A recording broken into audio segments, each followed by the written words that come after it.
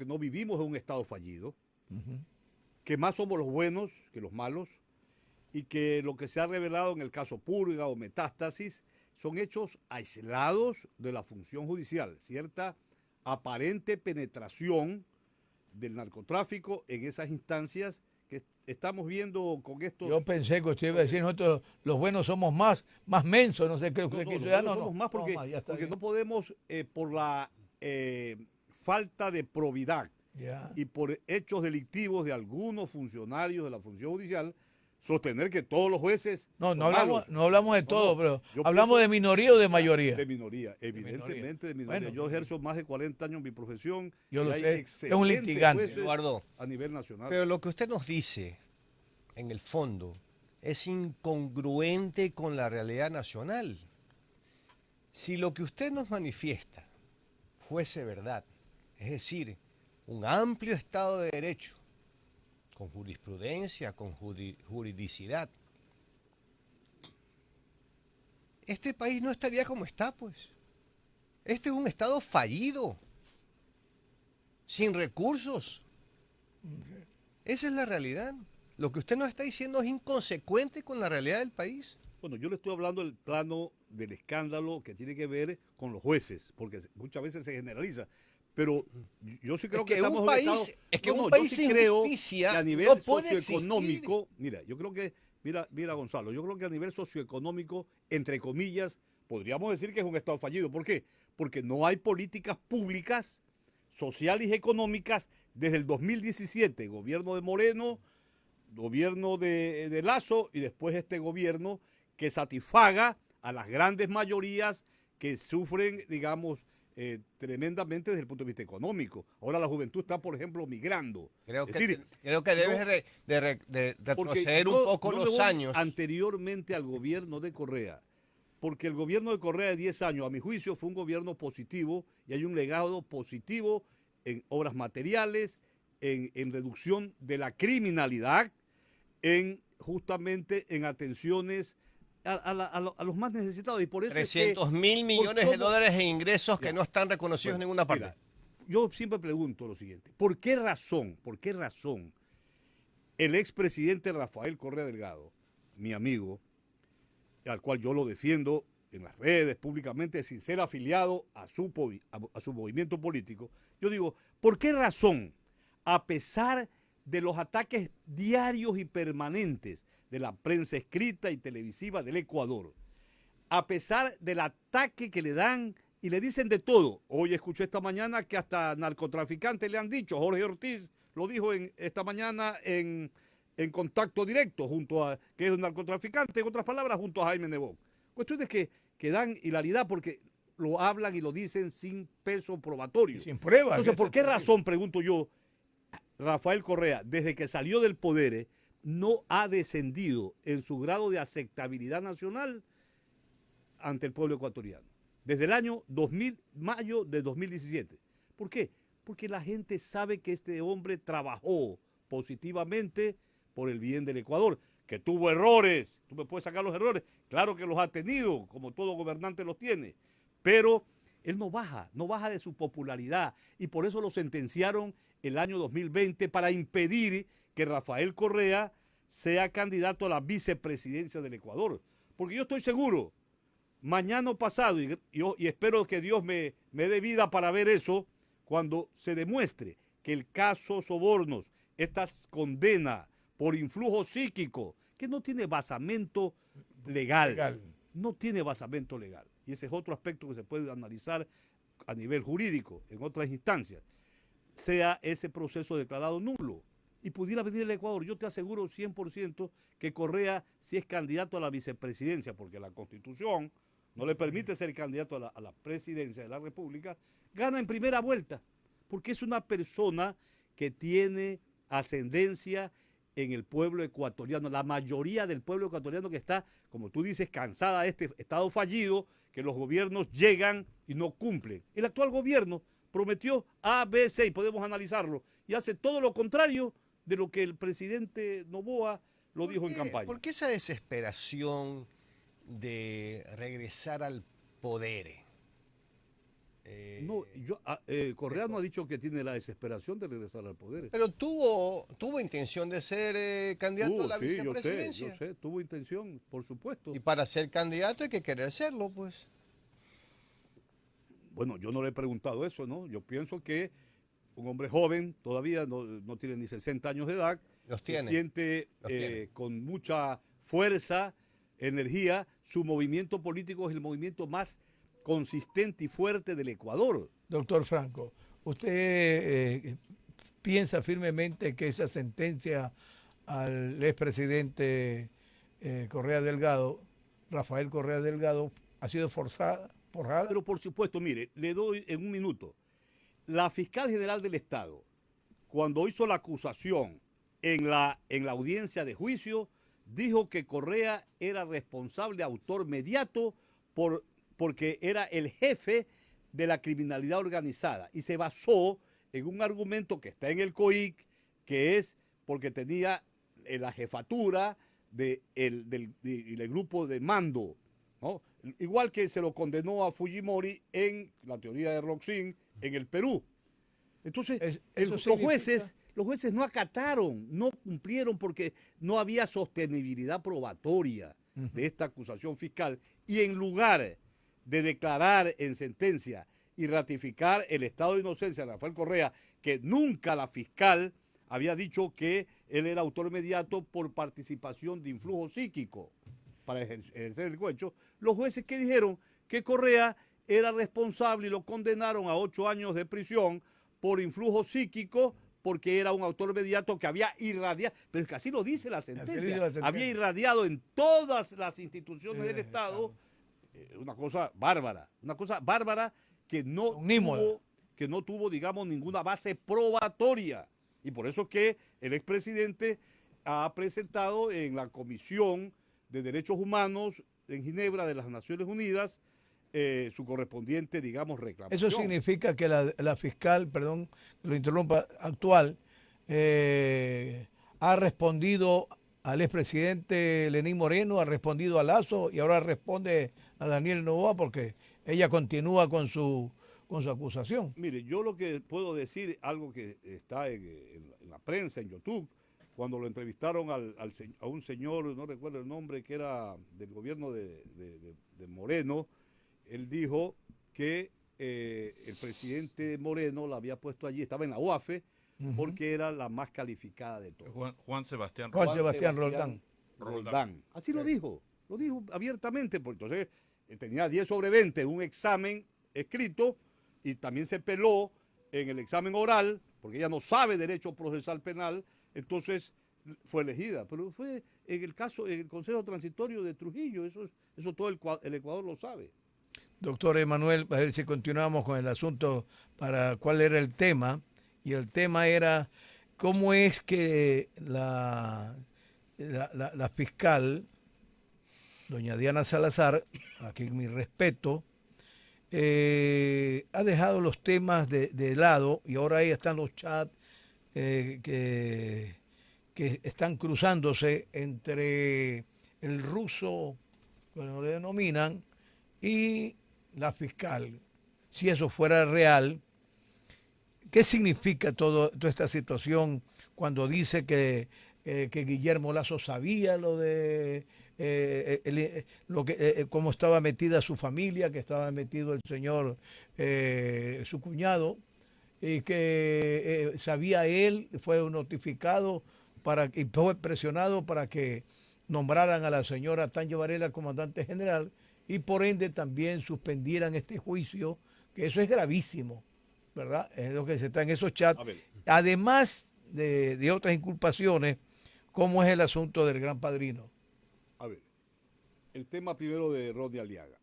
Él fue vinculado al proceso de Metástasis, pero Ronnie Aliaga no aparece en los chats de Metástasis. No aparece. Aparece su nombre en una conversación de Leandro con Jordán. Pero ahí se aparece en una piscina. Vea, si mañana aparecía mi nombre, yo iba preso. No digo, también Uno responde, en una piscina. a ver, toda persona responde por sus acciones u omisiones. Claro. Pero uno no puede responder por terceros. porque terceros lo nombren, pero sin embargo fue vinculado. Y aparece la fotografía que demuestra que estuvo en esa piscina, nada más. La fotografía no puede demostrar, desde el punto de vista procesal, de que Aliaga formaba parte del crimen organizado con Norero. Ahí no aparece Norero, aparece Jordán y otras personas. Ahora se produce este hecho de que desde el exterior el señor Aliaga presenta una serie de videos, de chats, de WhatsApp, que los ha peritado en empresas muy serias en Estados Unidos. La gente, estas empresas que actúan desde el punto de vista del peritaje forense son empresas muy serias. Entonces, lo que menos se debería esperar es que esa información que está distribuyendo diariamente y diciendo diariamente Aliaga debe ser investigada, debe ser corroborada, debe ser comprobada. Pero no, aquí la fiscal cada día sale negando, y la fiscalía no hace nada. Un asunto que preocupa realmente, ¿no? ¿Qué camino podría tomar la fiscal frente a esta situación? ¿Pedir licencia? ¿Cómo debería ser? Pues ella no se puede investigar a sí misma, pues. A mi juicio ya debería renunciar, porque es una persona que está muy cuestionada y está dejando en mal predicamento a la Fiscalía General del Estado. Pero si no quiere renunciar, bien pudiera pedir una licencia de 4 o 5 meses para que haya una fiscalía, un funcionario serio, responsable, y puede iniciarse la investigación. Porque esto, así salga, después de un año, porque ya le queda pocos meses, un año de funciones, esto va a terminar investigándose. Porque la sociedad avanza y va a haber nuevas elecciones para elegir un nuevo concurso, a un nuevo fiscal, y nadie va a quedarse callado y tener esta información bajo archivo, congelado. No, tiene que investigarse y corroborarse todo lo que está diciendo Aliaga, porque además lo está diciendo en términos muy significativos y escandalosos también, porque dice que tiene conversaciones íntimas, informaciones de conversaciones íntimas que realmente, mire que ayer, yo me enteré que ayer él ha pedido ya su desafiliación de su partido y movimiento político, porque ya cuando asesinan, según la información sacada de Aliaga, cuando asesinan en agosto 9 del año 2023 al ex candidato presidencial, que era Villavicencio, es la conversación que existe supuestamente entre Diana Salazar y Aliaga. Salazar le dice que fueron los lobos, ¿verdad? Y después le informa que ándate nomás, como quien dice fuga, y qué más habrá, no sabemos qué más habrá, y todo eso tiene que ser dilucidado. Pero ¿qué es lo que ha hecho cierta prensa? Cierta prensa, te digo los nombres porque lo han dicho: Carlos Vera, periodistas, el señor, ¿cómo se llama? Carlos Vera, Martín, ¿cómo se llama? Martín, el de Quito,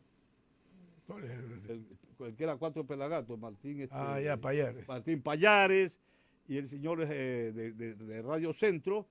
Ellos dicen, le quitan toda validez. ¿Cómo se llama?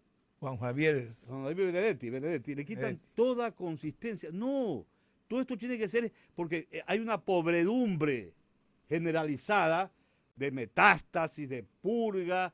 Todos estos chats tienen que ser investigados. Por eso la etapa de investigación previa, que es una etapa preprocesal, y ahora están en etapa de instrucción fiscal. Porque después de la instrucción fiscal, el fiscal está llamado, de acuerdo con el Código Orgánico Integral Penal, a formular acusación para que pase esto a una etapa ya de juicio. Y la fiscal está en una situación política contestándole, negando, está en una etapa de negación a las versiones diarias que está emitiendo Ronnie Aliaga. Entonces eso está mal, pues, porque ella tiene que desvanecer ¿cómo? En una investigación. Pero si ella es denunciada, tiene que ser investigada, así de simple. Es igual que cuando se hace a un presidente que está presidiendo la asamblea, por ejemplo. Pero ¿sabes por qué no lo hacen? Porque dicen, es que es un tipo que está sindicado. Pero es que el sindicado el que está en este momento justamente en calidad de procesado, porque está procesado, es todavía inocente ante el derecho. El derecho dice, el derecho procesal penal, que una persona deja su estado de inocencia con una sentencia penal ejecutoriada emitida por los jueces. Entonces, el señor Aliaga, la señora Mayra Salazar, el mismo ex asambleísta Muentes, son ante el derecho todavía inocentes. Porque, ¿qué pasa? Una denuncia contra una persona, una denuncia penal ante la fiscalía contra una persona, no es prueba. Por favor, Carlos Julio, no es una prueba penal. Una denuncia puede ser maliciosa y temeraria. En el momento que alguien que no es prueba en la etapa probatoria. La denuncia tiene que es el intercriminis, la denuncia es la información del posible cometimiento de un delito que tiene que ser investigado de acuerdo con las normas del debido proceso penal. Eso dice el proceso penal. Pero una persona que está privada de su libertad y sabe que es inocente, ¿por qué se acoge? ¿Por qué? ¿Por qué se acoge al beneficio que da la fiscalía de testigo protegido? Una persona que todavía es inocente y que está siendo investigada en la etapa de investigación previa o en la etapa de instrucción fiscal y se acoge a la cooperación eficaz, es que está diciendo, yo soy culpable. Por favor, eso yo soy culpable y quiero que en su momento procesal el juez o la jueza pida al juez respectivo en su momento que le baja la pena. Ya el que se somete a la cooperación eficaz prácticamente ya no puede sostener que es inocente. A eso es porque dice, yo soy culpable, pero voy a delatar a otros usted para que se corrobore Mayra Salazar lo que digo y todos, digamos, puedan ser condenados. Por eso, porque sí. Mayra Salazar y Pablo Muentes se han acogido. No, Muentes no. No, Muentes no. Mayra Salazar. Salazar, sí. Sí, así es. Bien, ya para ir, no sé, Carlos Julio, tenga pregunta. Bueno, yo le hacía una pregunta al doctor Eduardo Franco antes de micrófonos. Yo soy economista, pero por el largo trajinar por la institucionalidad pública, algo se aprende de derecho a algunas piezas fundamentales. Por ejemplo, en épocas pasadas, no recuerdo cuándo esto cambió, los jueces podían acusar. De 20 años, tal vez un poco más para acá, solo Fiscalía puede acusar. Nosotros tenemos un sistema acusatorio que solamente puede provenir de la Fiscalía. Así es. Entonces, la Fiscalía es la que señala cuáles son los delitos por los cuales se acusa a una persona X. Y esa acusación tiene que estar basada en algún artículo del Código Penal que tipifica el delito. Pero yo no puedo, como fiscal, acusar a alguien de que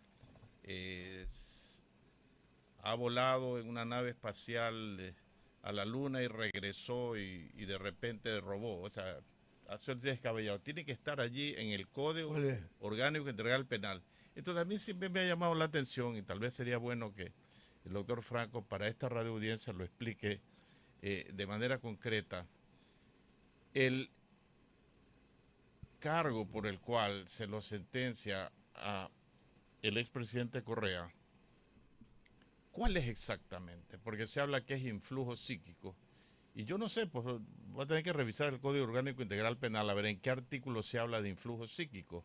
Influjo psíquico como jefe de una organización delictiva.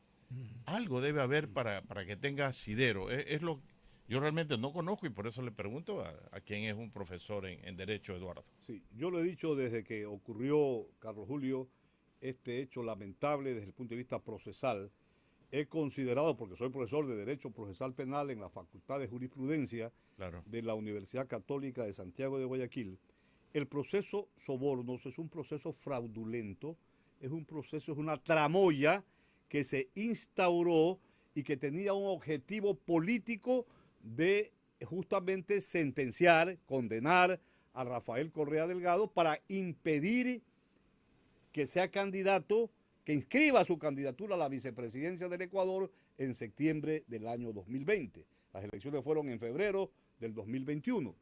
Entonces, la sentencia por influjo psíquico ocurre de una manera totalmente desproporcionada. En primer lugar, se dio, si mal no recuerdo, en abril del 2020, cuando el Consejo Nacional de la Judicatura y la Corte Nacional de Justicia habían suspendido todos los términos. Pero como estaban apresurados que haya una sentencia de primer nivel, porque lo iban a hacer, y después la etapa de apelación y después la casación, tenían que, llamaron en plena pandemia a la audiencia. En la etapa de intermedia, la fiscal general del Estado acusó, sin ningún elemento probatorio, a Rafael Correa Delgado y a Jorge Glass como autores mediatos.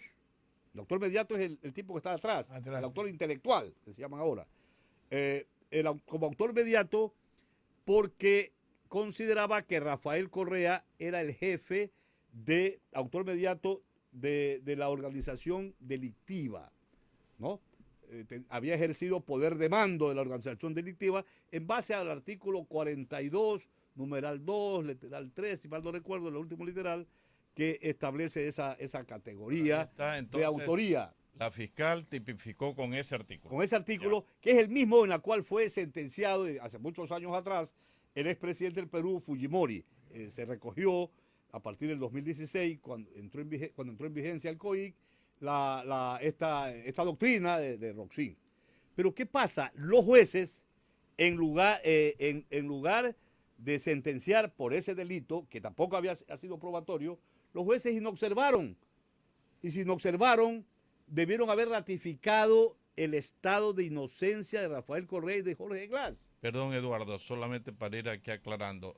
Los jueces no tenían ninguna capacidad para modificar el tipo de delito por el cual se acusaba. Por supuesto, no podían, porque la ley dice que justamente sin acusación no hay juicio, no hay etapa de juicio. Exacto. Y los jueces lo sentencian a Correa por autor mediato, por su participación por influjo psíquico. Una cosa descabellada, nunca él se defendió en la etapa previa ni en la etapa de instrucción, por esa nunca hubo elementos probatorios, y dijeron, consta en la sentencia, que está justamente en el internet. Dice, Rafael Correa Delgado como presidente de la República ejerció un influjo psíquico en todas las funciones del Estado. Hacen un análisis sociopolítico de ese hecho y lo sentencian. ¿Ya? Sigo entonces insistiendo en que solo la fiscal o solo la fiscalía puede acusar y tipificar un delito.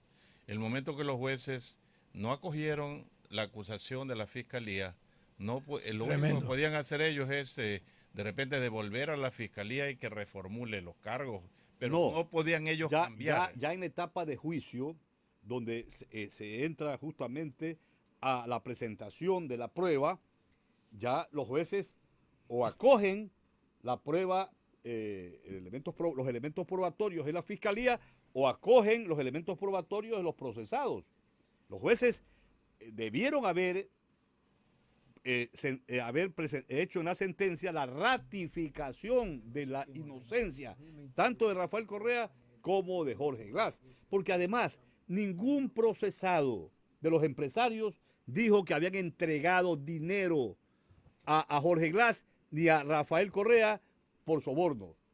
¿Ya? Pero dijeron, son autores mediatos, o sea, el hombre de atrás. Ellos no, le está diciendo ahí, ellos no recibieron, pero por influjo psíquico ellos ordenaron. La palabra influjo psíquico está en el Código Orgánico Integral Penal. No está. Entonces, por eso digo, para mí, siendo simplemente... ¿De dónde sacaron esa palabra? Es que el influjo psíquico es cuando, por ejemplo, un hipnotizador se puede hipnotizar y sabemos que anda a matar a alguien. Pero lo que está en el Código Integral Penal es otra cosa. Pero es que jamás en la etapa de investigación ni en la etapa de instrucción, la fiscal nunca nombró influjo psíquico. Pero nos llama la atención, sí, al día siguiente de la sentencia, la fiscal muy suelta de huesos, como desconoce el derecho, decía, es que el Rafael Correa influyó psíquicamente, quiso cambiar la cosa, pero ella no acusó de eso. Pero es que no podía acusar de influjo psíquico porque no está tipificado, eso es lo que yo digo. Entonces, tan sencillo como eso. Entonces, ahora, Eduardo, de pruebas, ¿no? ¿Qué pasó finalmente? ¿Se descartó? ¿Se consideró que era falso el famoso cuaderno de Pamela Martínez? Sobre esto, Eduardo. ese famoso cuaderno de Hello Kitty, como se llamaron. Oiga, esto ni un estudiante secundario puede sostenerlo seriamente, sino a base de risa. Porque doña Pamela Martínez declaró que había elaborado ese famoso cuaderno en un viaje aéreo de Quito a Guayaquil. En 35 minutos se había acordado algo que había pasado años atrás, con fechas, etcétera. Una cosa totalmente descabellada. Y dijeron también, los $6,000, que era una vaca, como se llama aquí, digamos que uno se pone de acuerdo, hacen una recolecta para ayudar a la gente pobre. Es decir, son argumentos totalmente... Ese cuaderno fue descartado finalmente. No, lo nombraron también, nombraron. lo nombraron también, ahí metieron todo. Esa sentencia no está fundamentada sobre realidades, sino sobre supuestos y sobre una mentira total de que Rafael Correa ejercía un poder de mando de influjo psíquico con toda la función del Estado. Eduardo, es un argumento que los opositores políticos siempre lo han dicho, eso es lo que de que Correa dominaba todas las funciones del Estado. Eso es lo que ha evitado que la Interpol... Pero por supuesto, la Interpol en varias oportunidades ha rechazado, porque el artículo 3 del documento fundacional de la Interpol establece que cuando hay violaciones flagrantes a derechos humanos, ese asunto no puede ser tomado en cuenta. Eduardo, ¿es o no verdad que Pamela Martínez en algún momento, creo que lo he leído, consideró que, o declaró, mejor dicho, que ese cuaderno había sido fraguado? No recuerdo bien esa parte. No, ella lo han dicho, no lo he leído yo personalmente. Yo lo he leído en algún No lo he leído, pero mire, Pamela Martínez nunca dijo dentro del proceso, en sus declaraciones que pueden ir, que el dinero que se recaudaba por efectos de la campaña se lo entregaba a Rafael Correa. Jamás dijo eso Pamela Martínez. Además, yo sostengo que ese hecho, porque hubieron empresarios que dijeron, yo aporté para la campaña, eso es una violación administrativa y no es penal, es algo administrativo que está contemplado en el Código de la Democracia. ¿Ya? Es decir, lo que yo sostengo siempre, y lo he dicho a mis alumnos en la universidad, no todo acto antijurídico es delito.